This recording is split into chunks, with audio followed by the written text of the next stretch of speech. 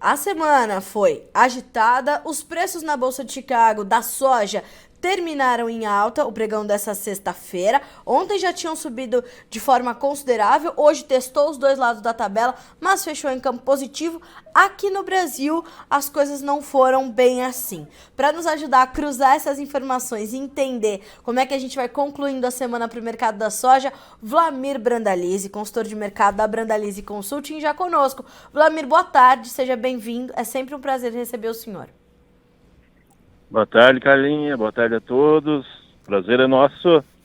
Ô, Wlamir Brandalize, aquilo, né? Foi bom para um, não tão bom para outro. Fechamos bem em Chicago. Como é que o senhor avaliou a sessão dessa sexta-feira? Esses ganhos têm razão de ser? Olha, tem, porque os fundamentos externos, eles são os fundamentos bons, né? Até acreditava que essa semana seria uma semana até mais negativa, em função do avanço bom da colheita americana e do plantio brasileiro também acima da média, né? Então, os fatores fundamentais, eles, nesse momento, eles seriam negativos. Mas nós tivemos boas notícias, né? A presença forte da China comprando, a presença da China na semana passada comprando um volume bem grande, tanto safra nova, safra atual como safra nova americana. Então, isso criou um ambiente melhor aí em função dessa boa demanda, né, que apareceu. Tá. Wlamir, esse é um movimento que o senhor imagina que possa continuar, dessa presença da China mais frequente no mercado, ou a gente vai ver essas compras esfriarem um pouco nos próximos meses? O que a gente pode esperar do lado da demanda? Olha, eu acredito que a China vai comprar um pouco a mais aí nos próximos dias, mas depois vai desacelerar, porque existe um grande problema na questão da logística americana. Os rios americanos estão muito baixos, o Mississippi está baixo, as barcaças têm que navegar com volume baixo de carga, o frete acaba ficando mais caro, o volume transportado é menor, e há mais algumas semanas eles entram no inverno, nas nevascas, começa a congelar. E esse ano, provavelmente, com os níveis dos rios bem mais baixos, a tendência é de congelar os rios mais cedo, e aí parar a movimentação. Então eu acho que a China deve continuar comprando nos próximos dias, tanto safra nova como safra velha, mas não vai seguir uma constância aí. Quando entrar novembro em diante, aí provavelmente o ritmo deve cair. E aí eles vão começar a ficar mais vinculados aqui à América do Sul, né? É isso que eu queria entender. Eles podem olhar essa complicação toda e vir comprar no Brasil. Sim, comprar aqui porque os nossos prêmios já da soja de janeiro, fevereiro em diante, já são prêmios bem mais baratos que os americanos. Certo. E aí é mais vantajoso para eles, né? Fica mais barato, né? Para eles comprarem aqui. A gente já está mais barato que os americanos, Wlamir? Olha, hoje dá para dizer que sim, né? Porque o prêmio hoje brasileiro é de 200 a 210, 220, e o prêmio americano hoje ainda está em 260. Então, hoje é 40 centavos mais barata que a soja americana. Tá. Agora, Wlamir, esse foi um dos destaques, inclusive, dessa semana. Essa queda nos prêmios para a soja brasileira, né, por aqui. Como é que o senhor avaliou esse movimento? Olha, é um fator... Passando um caminhão no vizinho. É um fator que geralmente na época do plantio e colheita americana, plantio aqui, colheita americana, existe essa mudança, porque principalmente esse ano muita gente deixou sorte para vender mais tarde, ou vender na colheita, na época do plantio, e está coincidindo que nós temos muita soja e muita gente querendo fazer dinheiro agora. Então a pressão da oferta também acaba afetando um pouco o nível dos prêmios, né? E nós estamos com boa presença de milho nos portos, então não tem grandes volumes de novos navios sendo nomeados aí para soja. Isso acaba deixando acomodados os prêmios, né? Porque agora, esse mês aí, provavelmente milho vai embarcar uns 7 milhões de toneladas, ou talvez até mais, e em novembro também, daí a soja vai perdendo espaço, né? Então, e acaba pressionando prêmios para baixo. Além dos prêmios, o dólar também caiu, Wlamir. Quer dizer que a gente teve uma semana que foi efetivamente negativa para a formação dos preços da soja aqui no mercado brasileiro? Sim, isso aí é praticamente quase 20 centavos, né, que o dólar caiu na semana. Sim. Então isso reflete aí um impacto também, né? Então, dá para ver que hoje as cotações nos portos aí estão 5, 6 reais conforme o mês aí, abaixo do que foi no fechamento na semana passada, né? Então, ele refletiu sim, não só o dólar como prêmio, e porque Chicago, não, se a gente olhar, não tem uma flutuação tão grande em relação à semana. Sim. Mas o prêmio e o dólar, sim, esse que impactou aí, que os valores caíram em reais aí no mercado brasileiro. Quando a gente pensa nesses 5 a 6 reais por saca, a menos, Valmir, a gente está falando de soja disponível e safra nova, e 2, interior e portos do Brasil? Essa queda ela se deu em soja disponível. Safra nova, como os níveis de safra nova ainda estão distantes dos interesses dos vendedores, mercado de 175, vamos dizer assim, ao redor disso na safra nova, nos portos, 178, 80, algum momento, ele não está tendo muito movimento, ainda está bem lento a negociação. Já a safra disponível, como andava pagando até no começo de semana na faixa 190, 191, 192, e hoje já paga na faixa 186, 187, ele está tendo mais movimento de venda, fixação, troca de produtor em revendas por insumos, usando a soja como moeda. Então, a movimentação basicamente em cima da safra nova, safra atual, né? Safra que não é safra velha, porque aqui para nós ainda é safra atual. Vlamir, quando a gente consegue... Pois não, por favor. Está cortando, né? Cortando o sinal. Um tiquinho, mas por favor, o senhor falava que a gente está com uma movimentação maior na safra atual e o senhor ia se referir à safra nova. Exatamente. A safra nova, ela vai começar a movimentar provavelmente depois que o produtor se conscientizar que o mercado é outro, né? É um mercado de prêmios menores, né? Que o prêmio de safra nova é 70, 60, 80.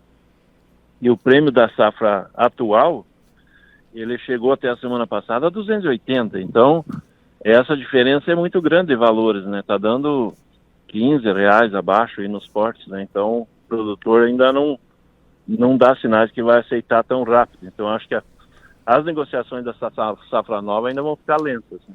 A gente consegue mensurar quanto a gente tem da safra atual e quanto a gente tem da safra 22-23 já comprometidas com a comercialização, Vlamir?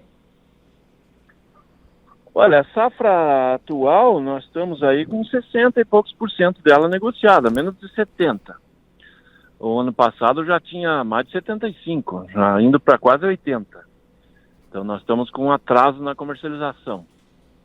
Tá. Além de que o produtor, esse ano ele teve um pouco mais de produtividade na safrinha do milho, está vendendo mais milho, né? Então aproveitando o momento. Tá. Isso também ele faz esse jogo. Já na safra nova, hoje a nível de Brasil a gente está com uns 20% dela negociada. O Mato Grosso, que está na frente, está com menos de 40%, vamos dizer assim. Pouco sendo também, que o né, normal Vlamir? do Mato Grosso seria uns 50% nessa época. Pouco também, né, Vlamir? Porque em anos anteriores, esses 20% a gente já teria deixado para trás há um tempo, né? Exatamente. É bem pouco, né? Porque o normal brasileiro seria perto de uns 40% hoje a nível média nacional.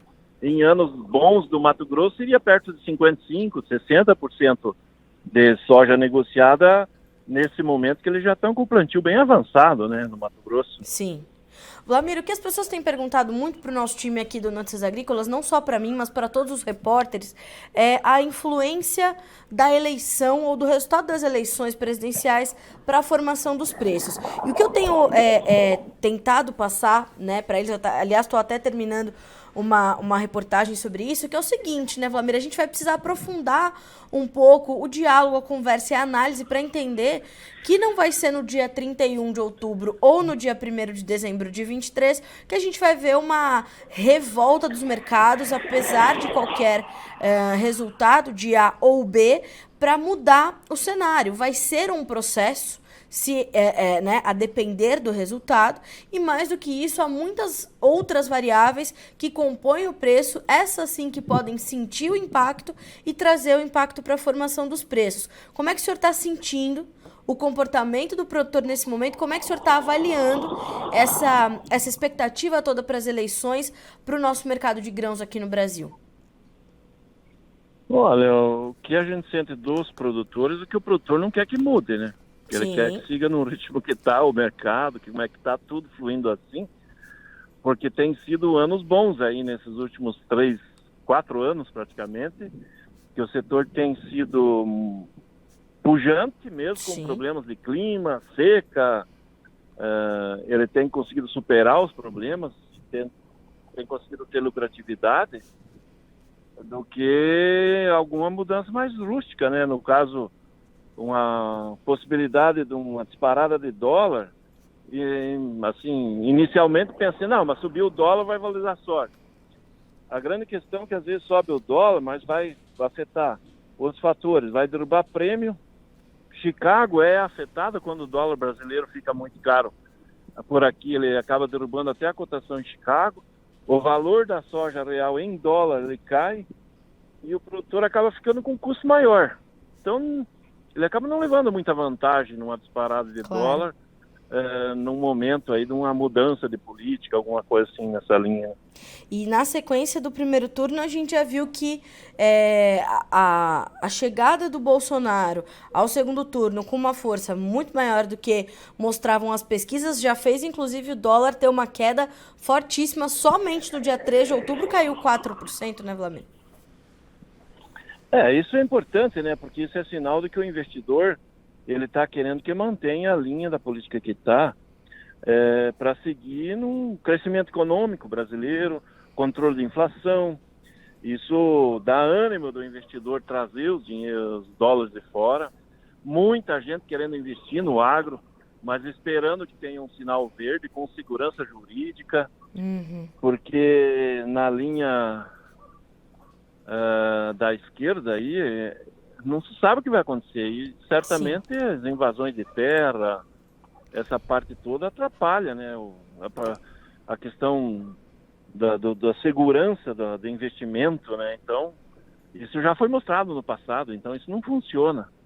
E o que está funcionando nos últimos 4 anos é que o investidor não quer que mude. Também não acredito que vai ter uma queda constante de dólar. O dólar já está muito perto do equilíbrio, né? Exato. Perto dos R$5 por aí. Tá. Ele estaria muito perto do equilíbrio. Agora, então, o que precisa agora é uma segurança para continuar, né? Agora, o senhor imagina que desse resultado do primeiro turno e na espera do resultado do segundo, o produtor ficou mais reticente, Vlamir? Ele segurou um pouco mais a comercialização, mais ainda do que ele já estava segurando, ou não? Não, ele acabou negociando, ele aproveitou aí os momentos de pico. A semana passada nós tivemos um pico de Chicago, até alguns momentos chegou até acima de 14,30. Pegou um momento que o dólar estava na faixa de 5,30, prêmios melhores. O produtor ele acabou aproveitando os momentos. Nós tivemos bons volumes negociados. Essa semana teve negócio, não tanto como nas semanas anteriores, mas está tendo negócio. O produtor está aproveitando as janelas, as negociações, está tendo muita oportunidade de troca de produto físico, tanto soja como milho, por insumos, com boa relação de troca, em função de que as revendas, as empresas precisam girar produtos. Então, certo. O produtor, fazendo as suas continhas ali na relação de troca, está vendo que está sendo vantajoso, está fazendo. Então, sim, os negócios não pararam. Isso é bom. Então, eles continuam. Tá. Bom, o senhor falou que a gente teve uma semana interessante aí de comercialização. A gente consegue também mensurar, Vlamir, saber quanto a gente negociou de soja? E pergunto também para o senhor, estamos destinando isso para exportação ou temos uma melhora também, uma força um pouquinho maior vinda da demanda interna que estava meio ferida, né? Sentindo um pouco ali com margens comprometidas no esmagamento? Olha, a demanda da semana, ela é uma demanda muito vinculada à exportação. Tá. Ela continua muito atrelada, porque a indústria está trabalhando com o que ela tem em casa e não repondo estoques, porque a própria indústria está vendo que tem muita soja ainda no mercado a ser negociada. Então tem grandes volumes, e a demanda aí de agora até a chegada da nova safra, a nível nacional, entre farelo e óleo, vai dar na casa de 15 a 17 milhões de toneladas. E no momento nós temos aí mais de 35 a 40 milhões, talvez, perto de 40 milhões de toneladas para negociar. Então a indústria vê isso, ela sabe disso.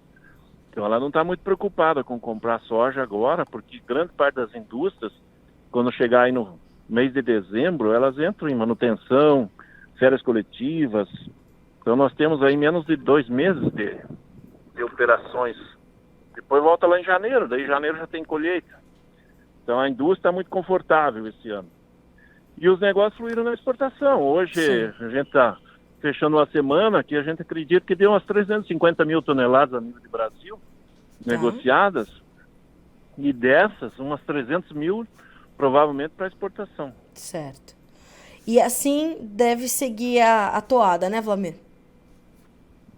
Provavelmente sim, os volumes maiores de negociações vão estar atrelados provavelmente à exportação, que é onde ainda está dando uma boa liquidez, né? Os prêmios caíram, mas ainda na faixa de 200 pontos acima de Chicago é um prêmio muito bom, né? Então, as posições ainda estão muito interessantes, né, para a exportação. Certo. E a indústria interna continua reclamando com relação ainda às margens, né? Porque o farelo e o óleo, eles não estão dando uma boa margem ao esmagador nacional.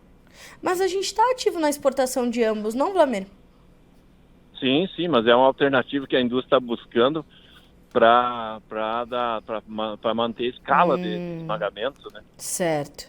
Apesar de que, se a gente olhar, o óleo na exportação está mais vantajoso que o óleo no mercado interno, então por isso está exportando, né? O óleo está conseguindo mais na exportação do que no nacional. Certo. Bom, Wlamir, a gente vai continuar acompanhando e o senhor sempre, claro, com a gente, as portas estão mais do que abertas para o senhor é da nossa família, do nosso time. Obrigada por fechar a semana para nós, trazer essas perspectivas e até essas boas notícias, eu diria, né, Wlamir? Estamos fluindo com os negócios, estamos caminhando melhor do que estarmos parados, então acho que o produtor tá sabendo fazer também essa otimização dos momentos que o mercado ainda lhe oferece, né? Exatamente. E vamos agora tocar um bom plantio para tocar uma boa safra para frente, né? O produtor fechar o plantio aí, quem está fechando, e tocar uma boa lavoura, que tudo indica que vamos para um ano bom, né? Essas cotações aí, nessa faixa de $14 que estão girando, são muito boas cotações aí para o produtor fazer boa relação de troca e continuar ganhando em 2023, né? Mas aí, como fala uma pessoa que eu conheço chamada João Batista Olive, tem que fazer hedge, né, Wlamir? Pelo amor de Deus. Esse homem fala isso todo dia. As pessoas precisam começar a escutar esse senhor, coitado. Ele fica ali, o Wlamir, te atormentando, não é? Façam hedge. E ele tá certo, né, Wlamir? Vocês estão certos. A gente que aprender a trabalhar com o mercado futuro também para se proteger, né? Com certeza. Com seguro, certeza. né? É uma maneira de fazer seguro. É o cavalinho, né, Wlamir? O senhor vem falando desse cavalo, ó. Tem tempo. Hoje o senhor pontuou uma situação... É isso aí. O senhor pontuou uma situação muito boa, né, Wlamir? O senhor falou de cerca de 40 dias para a gente fechar o ano para soja, cerca de 50 dias para o milho. O produtor tem que estar atento a isso e saber que algumas janelas ainda estão abertas, mas ele tem que aproveitar, né? Exatamente. Não dá para chegar lá e dizer, agora é véspera de Natal, Papai Noel, vou vender para comprar os presentes. É isso. Aí talvez o comprador já saiu de férias, esse é o problema. É isso mesmo, já estão no Central Park curtindo a neve. Wlamir, obrigada, viu? Bom final de semana para o senhor e a gente volta a se falar na semana que vem. Até mais. Tá, jóia. Bom final de semana a todos aí. Obrigada, Até Wlamir. mais. Tchau, Até tchau. mais. Tchau, tchau. O homem é a lenda, né, senhoras e senhores? Wlamir Brandalize, consultor de mercado da Brandalize Consulting. O Wlamir, que é um experiente analista de mercado, consultor de mercado, trazendo essa visão serena do momento, né? Como eu falei, a gente tem sido muito questionado aqui no Notícias Agrícolas sobre o impacto das eleições para a formação dos preços agropecuários no Brasil. É importante dizer que as variáveis que compõem os preços, elas vão muito além das questões políticas. Embora, claro, que as questões políticas vão impactar a economia, que vão impactar o agro que vão impactar a formação dos seus preços e, naturalmente, da sua lucratividade. Mas agora o mercado está te dando oportunidades ainda. O Wlamir fala sobre essa baixa que nós tivemos aí nos preços na semana, mas ainda assim, fechando a semana com cerca de 350 mil toneladas de soja negociadas, principalmente da safra 21-22, então nossa temporada atual, cerca de 300 mil toneladas vinculadas à exportação e o resto à demanda interna. A demanda interna mais contida ainda, né? E um outro fator importante que a gente já pontuou essa semana também, que é a questão da diferença entre o preço da soja disponível e o preço da soja da safra nova. Por quê? Porque isso ainda deixa aquela memória do produtor, né, do que ele ganhou na safra 21-22 e aí começa a refazer as suas contas para 22-23. Então vamos colocar todas as cartas sobre a mesa, fazer as contas, entender qual a melhor forma de participar do mercado, ok? E você escutou o Wlamir falar, e eu citei aqui o João, porque realmente ele fala sobre isso todos os dias. Façam hedge, protejam o seu lucro, né? E acabei de ouvir o senhor Marcos Araújo que dizia o seguinte: Carlinha, ano bom é ano que tem lucro. Tem lucro? Coloca no bolso. Já já essa matéria está disponível para vocês, detalhada aqui no Notícias. Enquanto isso, vamos ver os preços como ficaram no fechamento de hoje na Bolsa de Chicago. A soja fechou em alta, novembro 13 dólares e 95, subindo 4 pontos, janeiro 14 dólares e 4 pontos e meio de ganho, o março 14 dólares e 11, subindo 4 pontos, o maio 14 dólares e 19 com 4 pontos e meio de ganho. No milho, os preços terminaram quase que no 0 a 0 em campo misto, tímidas variações. Dezembro, 6,84, subindo 0,25, e o março com 6,90, subindo meio ponto. O maio e o julho caíram. O maio fechou com 6,89, perdendo 0,25, o julho 6,83, perdendo 1 ponto. Para concluir, o trigo também muito estável, muito tranquilão. O dezembro, 8 dólares e 50, o março 8 dólares e 69, o maio 8 dólares e 79 centos por bushel, o julho 8,78. As pequenas altas variaram de 1 a 1,5 ponto nos contratos mais negociados. Senhoras e senhores, a gente fica por aqui com esse boletim de fechamento do mercado de grãos nessa sexta-feira, 21 de outubro de 2022. A gente volta a se encontrar de novo na segunda-feira para que vocês sejam sempre os produtores rurais mais bem informados do Brasil. Fechado? Bom final de semana para você, até segunda. Participe das nossas mídias sociais, no Facebook Notícias Agrícolas, no Instagram @Notícias Agrícolas e em nosso Twitter @Noteagri. E para assistir todos os vídeos, se inscreva no YouTube, na Twitch, no Notícias Agrícolas Oficial.